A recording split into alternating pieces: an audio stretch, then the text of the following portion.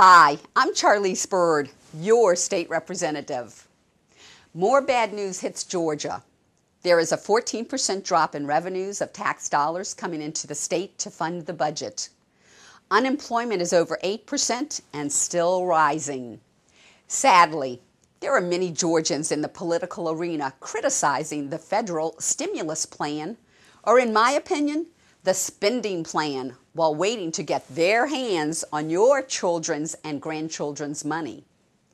Should Georgia accept the money from this massive borrowing against future generations? I say an affirmative no.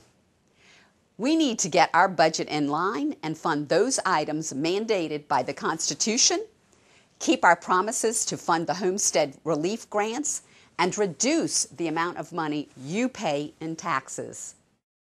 We need to reduce the size of government and increase individual responsibility and freedoms. How do we turn the economy around without jeopardizing future generations? As stated before, we must put Georgians back to work in this state. We can do this by making Georgia more attractive to new businesses and to help existing businesses maintain and create jobs.